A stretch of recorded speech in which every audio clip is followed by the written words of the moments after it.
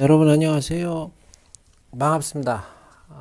어렸을 때 제가 자주 들었던 이야기 중에 하나가 특히 좀 개구진 행동을 하거나 그랬을 때 범강장다리 같은 놈 그런 이야기를 간혹 들었었고요. 그 범강장달은 삼국지에 보면 장비를 죽인 장수들이죠. 그리고 또 하나 종종 들었던 표현, 꾸지람이 이 도적 같은 놈 그런 이야기를 그런 꾸지람을 좀 들었던 것 같아요. 뭔가 몹쓸 행동을 하거나 그랬을 때 범강장다리 같은 놈 이것보다 이 도적 같은 놈 이게 좀 더 뉘앙스가 셌던 것 같아요. 좀 더 심한 행동을 했을 때 도적 같은 놈 이런 말을 듣곤 했었는데 저희가 지난 강의로 장자 잡편의 천하, 여러구, 어부, 설검을 마치고 오늘부터는 장자 제29편 도척편을 함께 볼 텐데요. 도척이라는 인물은 비단 장자뿐만이 아니라 동양 고전을 통틀어서 반인륜적인 폐륜적인 인물의 상징처럼 여겨지는 게 바로 도척입니다. 그래서 오늘 장자 도척편에 보면 도척의 어떤 인물됨, 사람됨이 어떠했는가를 알 수 있는데 제가 그냥 간단하게 요약을 해서 말씀드리면 도척이라는 인물은 졸개 9,000명을 거느리고 천하를 횡행하면서 제후들의 영토를 침범하고 약탈했다 그럽니다. 남의 집 담벼락에 구멍을 뚫고 들어가서 재산을 훔쳐오기도 하고 남의 부녀자들을 막 겁탈하고 오로지 이익만을 탐내느라 부모 형제도 없었고 조상들을 제사 지내지도 않았다. 뭐 제사를 지내냐 마냐 그게 중요한 게 아니라 뭐 귀신도 하늘도 일체 무서워하질 않았다. 그런 얘기가 되겠죠. 그래서 도청의 무리가 지나간다는 소문이 들려오면 큰 나라는 성문을 굳게 닫고 지켰고 작은 나라는 전부 피란을 떠났다. 도척 때문에 온 천하의 백성들이 괴로움을 당하고 있었다.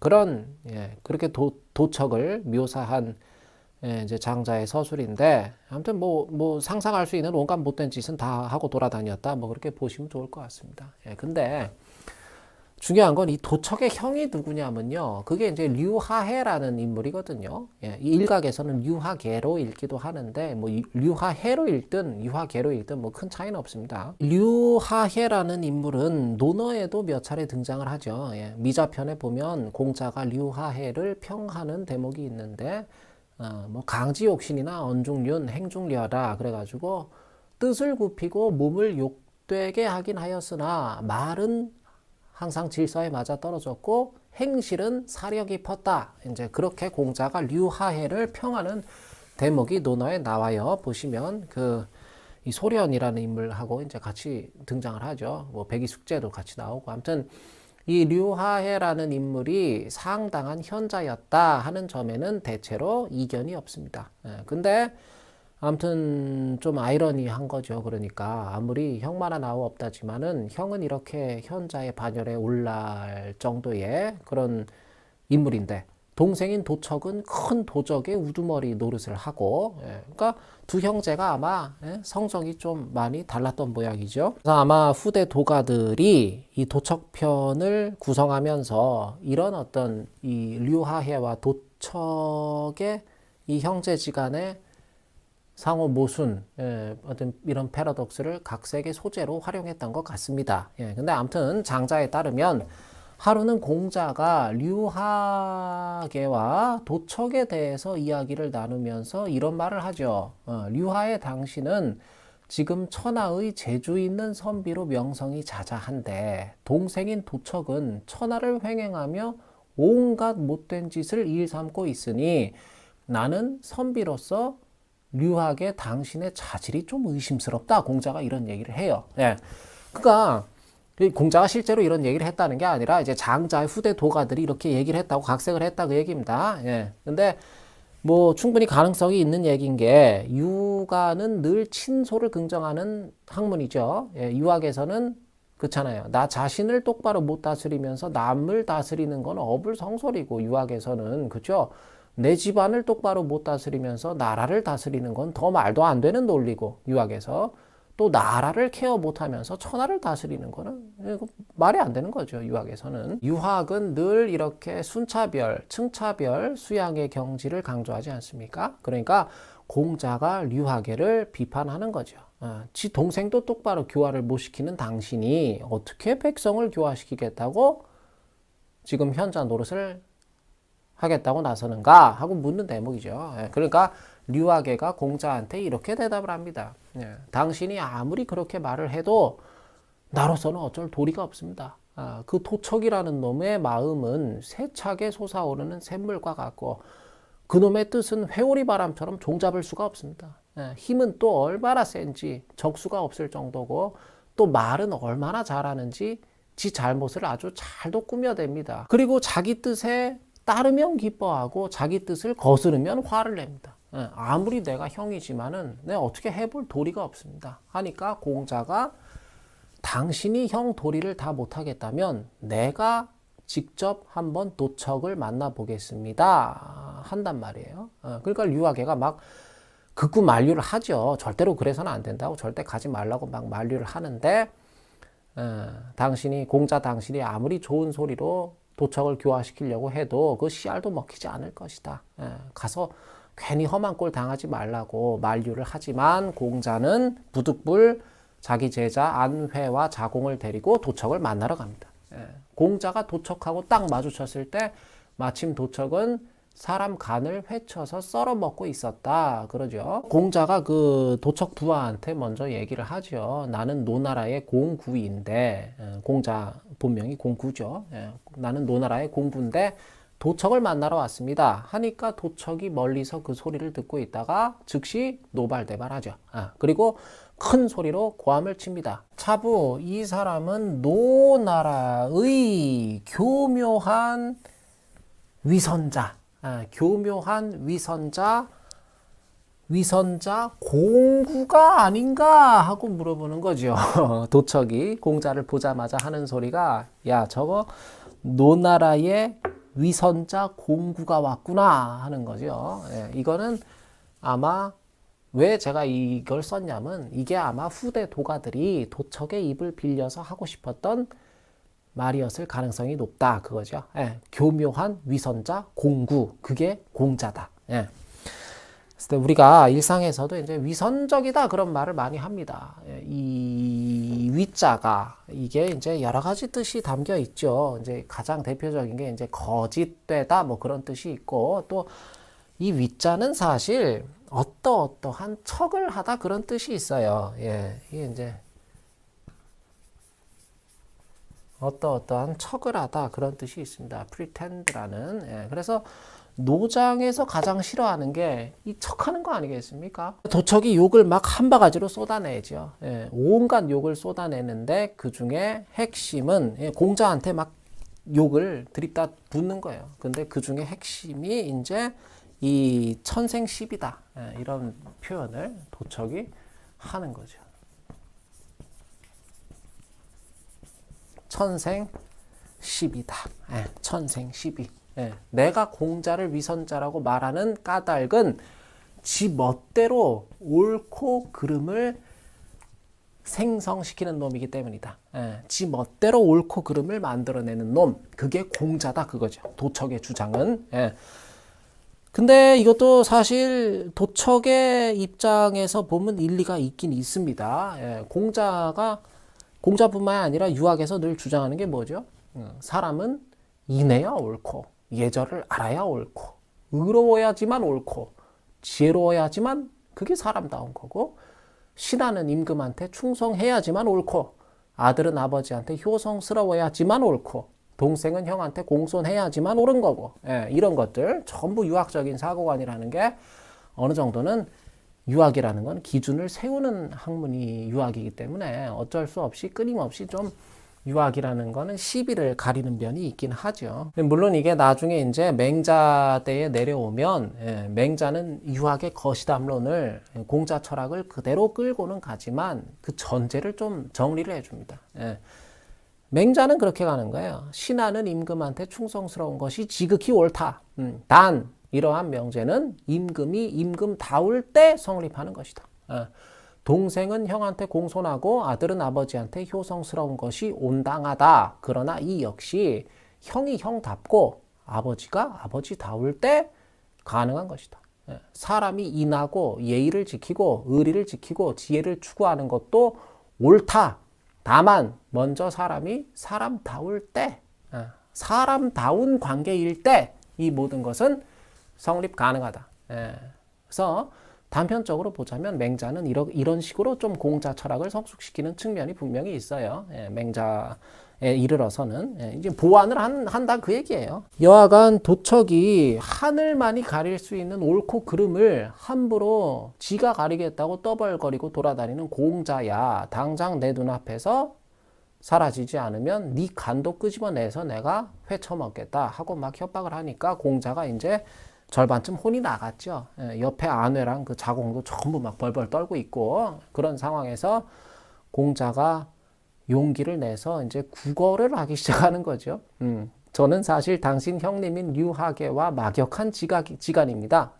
원컨대 잠깐만 시간을 내주셔서 그 장막 아래서 신발이라도 바라보면서 잠시 대화를 나누게 해주십시오. 이제 공자가 막 빌다시피 하는 그런 장면인데 이 도척편은요 후대 도가들 중에서도 유학을 아주 뼛속까지 배척하는 내지는 공자한테 사적인 악감정을 가진 그런 인물들이 좀 합작을 해서 쓴 게 아닌가 싶어요. 다시 말씀드리지만은 이 장자라는 책은 전체가 거대한 소설이고 오늘 말씀드리는 도척과 공자의 만남도 이게 실제로 있었던 역사적 사건이 아니다 하는 점을 여러분들 꼭 기억해 주시길 바라고 다만 오늘 이 대목은 좀 심하다 싶을 정도로 공자라는 인물을 우스꽝스럽게 평가절하하고 있다. 장자 본인이었다면 이런 식으로 공자를 서술하진 않았을 것이다. 약간 과한 면이 있다 싶은 그 생각이고요. 아무튼 도척이 공자를 불러다 세워놓고 어디 네 말을 한번 드러나 보자 하고 이야기를 하죠. 그러니까 공자가 일단 도척을 막 띄워줍니다. 먼저 도척의 외양과 인물을 칭찬해주고 또 도적질을 오래도록 잘 해먹는 도척의 지혜를 칭찬해주고 또 많은 부하를 거느릴 수 있는 도척의 용기와 과단성, 도척의 리더십을 또 막 칭찬을 해주고 그래요, 공자가. 그러면서 지금 도척 당신은 이렇게 많은 덕을 타고났는데 왜 산중에서 도적질이나 하고 있느냐. 그 정도 능력이면 제후가 돼서 한 나라를 안정되게 다스리면서 천하의 혼란을 중재하고 전쟁도 좀 없애고 백성들도 잘 보살피고 돌봐주고 그런 바람직한 일에 당신 능력을 쓰면 얼마나 좋겠는가 하는 제안을 도적질을 그만두라고 공자가 도척한테 제안을 하는 거죠. 그러니까 도척이 더 노발대발해서 공자를 꾸짖기 시작합니다. 내 인물이 좋다는 거는 우리 부모가 물려준 것이고 나도 거울을 보기 때문에 구태여 네가 칭찬해주지 않아도 이미 잘 알고 있다. 내가 잘났다는 거를.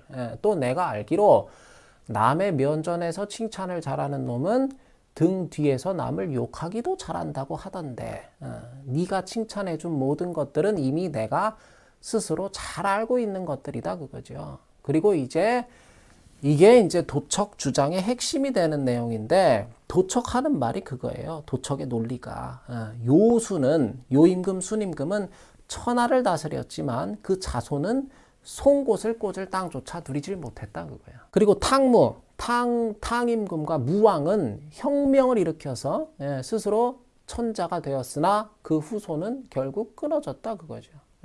그러니까 도척이 하고 싶은 말은 뭔가 하면 그냥 제가 현대적으로 한번 말씀드려 볼게요.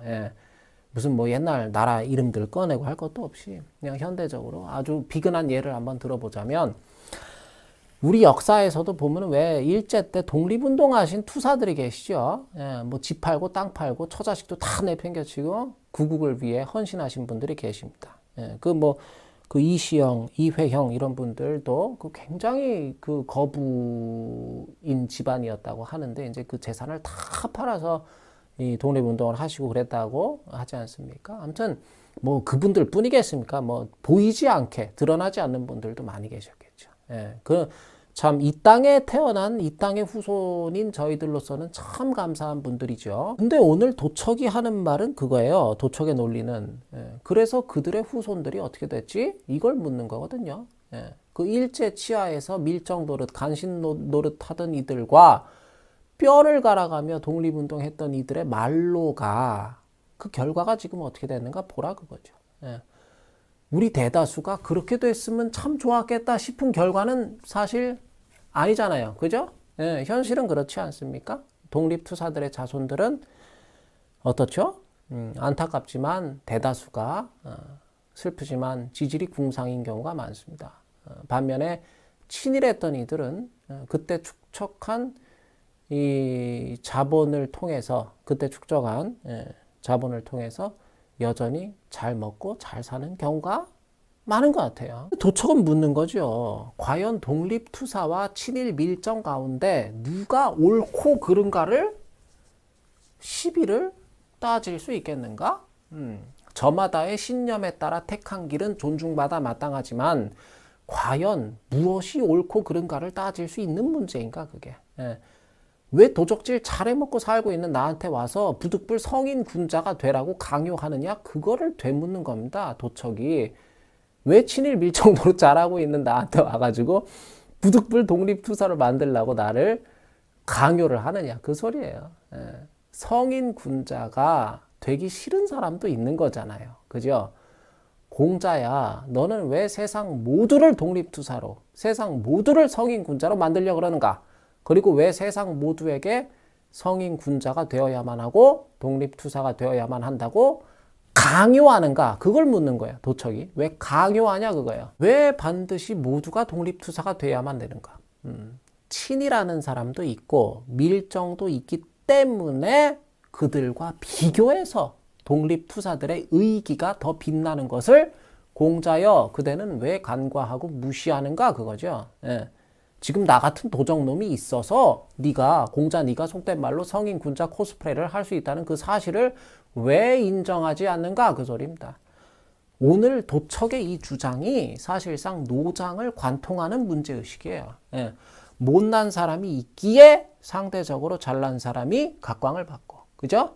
가난한 사람이 있기에 상대적으로 가진 사람이 대우를 받는 것이고, 못 배운 사람이 있어서 상대적으로 배운 사람이 존경을 받는 거잖아요. 이런 상황에서 잘난 사람이 못난 사람을 괄시하고, 가진 사람이 못 가진 사람을 무시하고, 배운 사람이 못 배운 사람을 홀대한다? 저들 덕분에 내가 상대적인 가치를 간신히 인정받아서 살아나가고 있는 이 마당에, 저들 덕분에 내가 빛날 수 있는 이 마당에 저 못나고 못 가지고 못 배운 이들을 내가 상대적으로 조금 더 가졌다고 해서 멸시한다? 내가 있어서 공자 네가 성인 군자 노릇을 하면서 그러고 있는 주제에 지금 나한테 와서 나를 계도하겠다고 으름장을 놓는 거, 이게 도척이 분노하는 포인트란 말이에요. 그 포인트를 아셔야 된단 말이에요. 도척의 말이 이어집니다.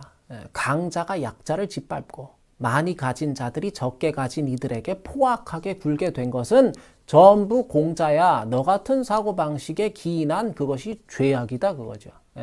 저 약자들이 있기에 내가 강자의 반열에서 논의할 수 있고, 더 적게 가진 이들이 있기에 내가 많이 가진 이들의 입장에 처할 수 있는 거, 그걸 망각하고 약자와 적게 가진 이들을 오히려 수탈한다? 그것은 상대적 가치들이 조화를 이뤄가는 미학을 조롱하는 그거야말로 도적의 마음씨가 아니겠는가 하면서 도척이 공자한테 되묻는 거예요. 왜 세상은 공구 너 같은 놈을 갖다가 도구라 부르지 않고 반대로 나를 도척이라고 부르는가?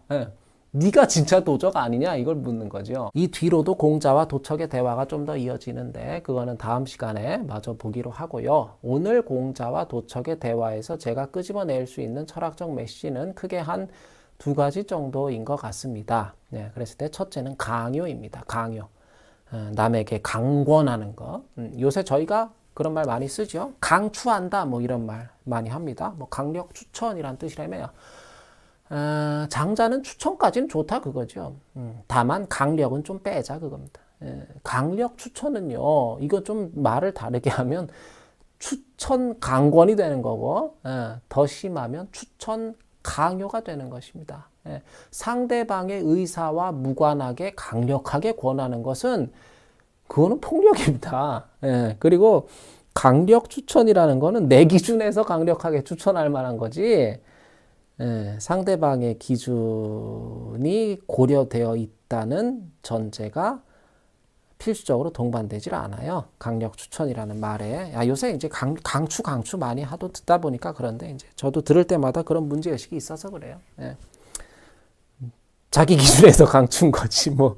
약간 이런 생각이. 둘째는 장자 철학의 계속되는 태제인 상대주의잖아요. 노자식으로 말하면 이게 이제 유무상생이 되겠죠. 항상, 뭐, 너무 중요한 말이라, 유무상생. 유무상생이 되겠죠. 세상에 절대적인 유무는 없다, 그거죠.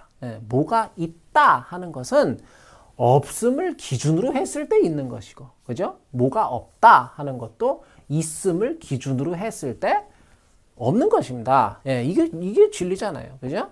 제가 늘 드리는 말씀이지만, 1000억 부자 앞에 가면은 100억 부자가 없는 자 되는 거예요. 그죠? 동네에서 제일 끝발 좋은 군수도 대통령 앞에 서면은 또 몸을 숙이게 되는 거고, 수십 명 제자 거느린 교수자도 노벨상 수상자 앞에 가면 또 약간 해리게 되는 거고, 이제 우리 세상이라는 게 다 그렇게 흘러가고 있지 않습니까? 이런 상황에서 유무상생이 아니라, 서로 살려주는 것이 아니라, 있음과 없음이 서로에게 감사하고 서로를 좀 보듬어주고, 그래서 서로 살려주려고 그러는 게 아니라, 있음은 없음을 멸시하고 없음은 있음을 질시하느라 서로를 배척하게 된다면, 이게 서로 보듬어 주면서 상생하는 건데, 서로 배척을 하게 된다면 그게 바로 세상의 평화와 조화를 해치는 일이 아니고 무엇이겠는가?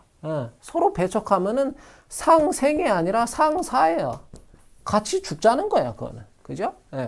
그러니까 도척이 하는 말이 그거야. 세상 모두를 있는 자로 만들려고 하는 공자여. 세상 모두에게 군자의 면모를 갖추게 하려는 공자여.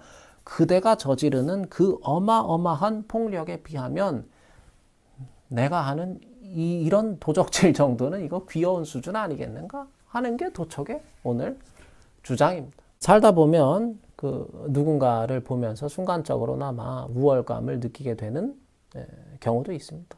또 반대로 누군가를 보며 시샘하는 마음이 드는 경우도 있죠. 그럴 때 그러한 마음들이 세상의 조화와 평화를 해치는 마음이다. 같이 죽자는 마음이다, 그게. 그 마음을 빨리 포착할 수 있다면 아마 저희들의 삶에는 보다 편안한 순간들. 뭐가 편안한 거예요? 서로 사는 게 편안한 거잖아요. 누군 죽고 누군 살고 이런 게 아니라 같이 죽고 뭐 이런 거 말고 서로 사는 게 편안한 거잖아요. 아마 그런 것들, 항상 유무상생을 우리가 기억할 때 우리 삶에는 보다 편안한 순간들이 많아질 것이다 하는 생각이 듭니다. 다음 시간에 도척과 공자의 대화를 마저 읽어드리겠습니다. 감사합니다.